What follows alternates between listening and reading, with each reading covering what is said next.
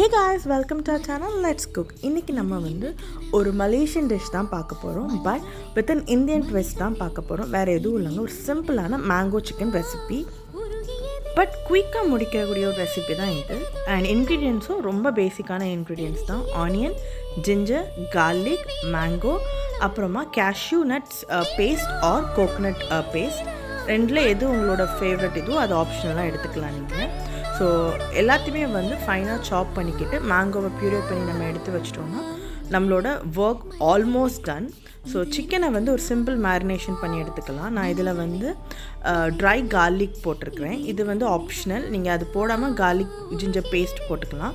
நான் இதில் try garlic and ginger powder போட்டுட்டு பெரி பெரி மசாலா போட்டு வந்து மிக்ஸ் பண்ணி வச்சுருக்கிறேன். பெரி பெரி மசாலா போடணுங்கிற இது கிடையாது, அதுவும் ஆப்ஷனல். இதில் நீங்கள் கொஞ்சமாக வந்து சில்லி பவுடரோ இல்லைனா பெப்பரோ போட்டு மிக்ஸ் பண்ணி வச்சாலே வெல் அண்ட் குட் தான். இது வந்து ஒரு 5 minutes மேரினேட் ஆனால் போதும். ஸோ இந்த 5 minutes இது மேரினேட் ஆகிற டைமில் வந்து நம்ம வந்து டிஷ்ஷோட மற்ற ப்ராசஸ்லாம் நம்ம பண்ணி ரெடி பண்ணிடலாம்.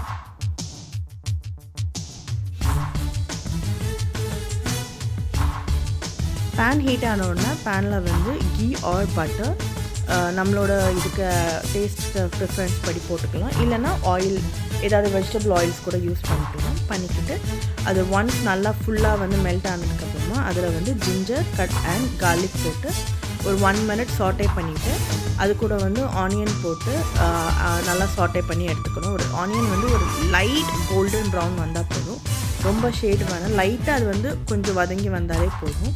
ஸோ அது சீக்கிரம் வதங்குறதுக்கு அது கூட கொஞ்சம் நம்ம சால்ட், ஒரு பிஞ்ச் ஆஃப் சால்ட் ஆட் பண்ணோன்னா ஆனியன் வந்து சீக்கிரம் வந்து கேரமலைஸ் ஆகிடும். ஸோ கொஞ்சமாக போட்டுட்டு ஒரு லைட் ப்ரௌன் ஷேட் வர்றது வரைக்கும் அதை வதக்கி நம்ம எடுத்துக்கலாம்.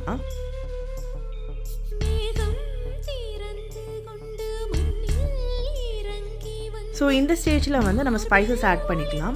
Chilli powder and turmeric powder add பண்ணிட்டு அந்த ரா ஸ்மெல் போகிற வரைக்கும் குக் பண்ணணும். ஒன்ஸ் ரா ஸ்மெல் போன உடனே நம்ம ப்யூரே பண்ணி வச்சுருக்கிற மேங்கோ பல்ப்பை ஆட் பண்ணி அது ஒரு 3 minutes குக்காக விடணும். அந்த பல்ப்பும் இந்த ஆனியன் எல்லாமே வந்து இந்த பேனை விட்டு ஒட்டாமல் வர்றது தான் வந்து மேங்கோ வந்து பல்ப் வந்து குக் ஆகிடுச்சுங்கிற ஸ்டேஜ். அந்த ஸ்டேஜ் வரும்போது அரைச்சி வச்சுருக்கிற கேஷ்யூ நட் அண்ட் சில்லி பேஸ்ட்டையும் வந்து ஆட் பண்ணிவிட்டு அது கூடவே கொஞ்சம் வாட்டர் ஆட் பண்ணி அதை லூஸ் ஆக்கிக்கணும். ஸோ அதை ஒரு 2 minutes குக் பண்ண விடணும். அந்த கேஷ்யூ நட்டோட சில்லியோட ரா ஸ்மெல் போன உடனே அது கூட நம்ம சிக்கன் ஆட் பண்ணி ஒரு 5 minutes குக் பண்ணோம்னா நம்மளோட மேங்கோ சிக்கன் ரெடி ஆகிடும். 5-6 நூற்றாண்டு வாழ்வோம் என் வாழ்வே வா மலர்களே மலர்களே இது என்ன கனவா மலர்களே.